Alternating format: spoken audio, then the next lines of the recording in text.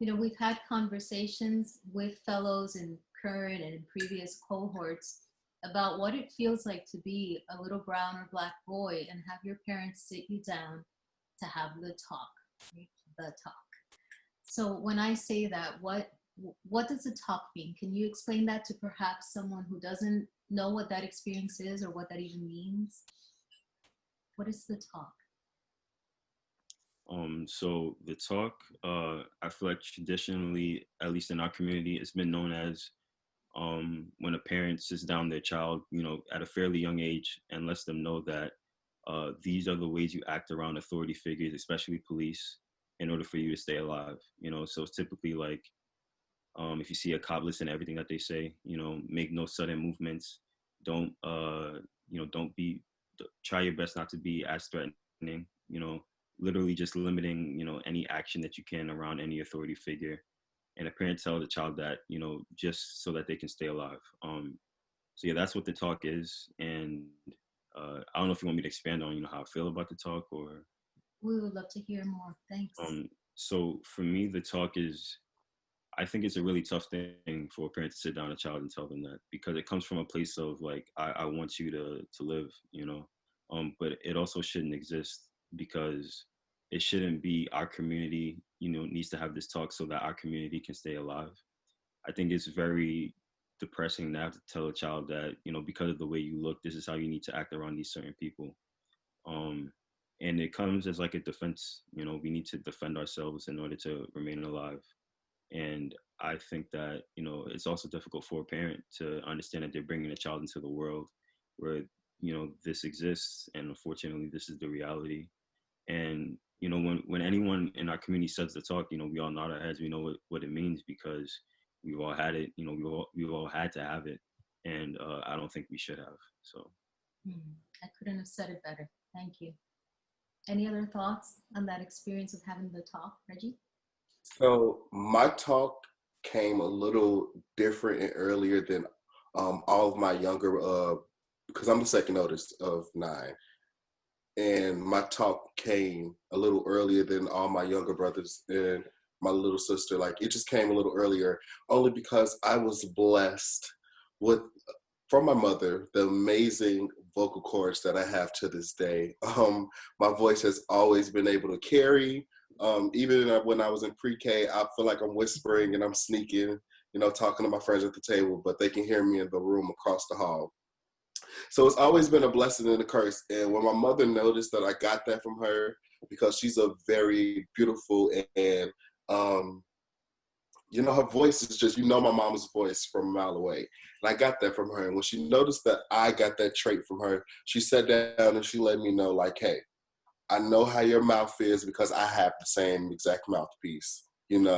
When you see cops and if they stop y'all, you don't talk. Like, you specifically, out of the group of people, don't talk, because they don't know if you're being kind. They don't know if you're being just a regular you. In their opinion, you're probably yelling at them, and that's going to give them the right to do whatever they want. So, like, I never was told, like, say yes or no, keep your eyes in the forward. Like, the talk I got was just, don't say anything. Be quiet. If they ask for your parents' information, give them to them. Put your hands up and just shut up. My mama said that in the nicest, sweetest way, but like literally the most simplistic way is just like, shut up. Reggie, be quiet. Just be quiet.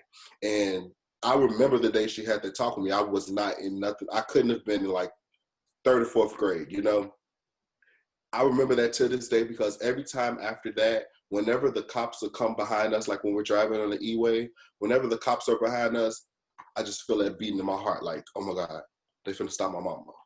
And then I'm not gonna be able to say nothing. I can't even say nothing.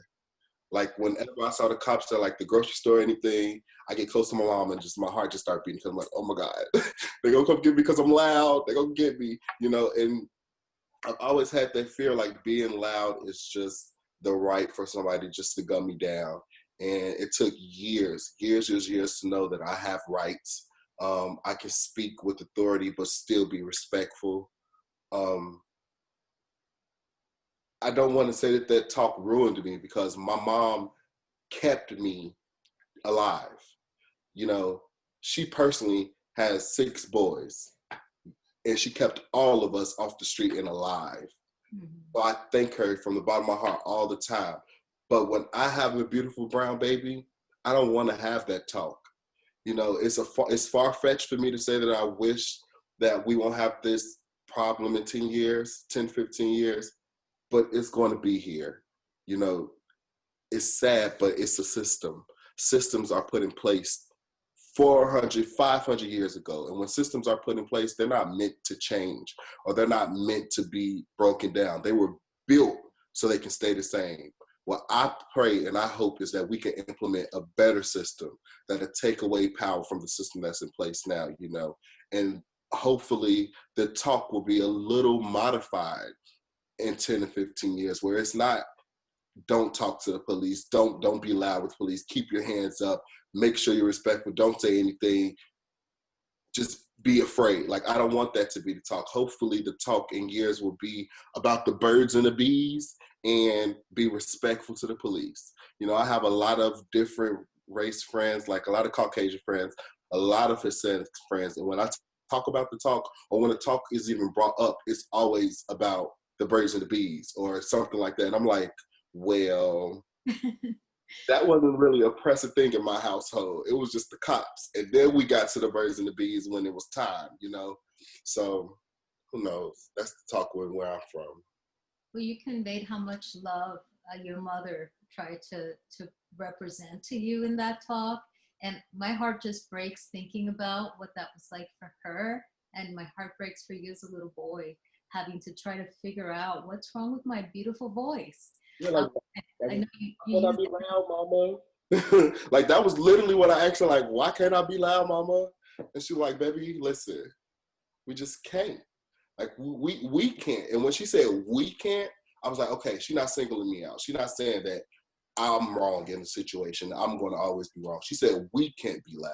And when I was young, but I heard that we, and I was like, okay, this is for a lot of us, if not all of us, you know. Even though my brothers are a little more soft-spoken, she said we, so I know it ain't just me. So when I saw my mom got pulled over one time in my life that I've seen, and I've never seen my mama that quiet in my life. Like, even when my grandmother's howling at her, she's not quiet. My mom just, yes, sir. Okay, sir, these are my kids, sir. And that was it. Yeah. Yeah. Scary. It's really scary. I think it's scary on 2 levels. One is that the talk is only had with brown and black boys, but second is that we have to have a talk about the people who are protecting us. So we have to have that talk at all about the people who are supposed to be protecting us.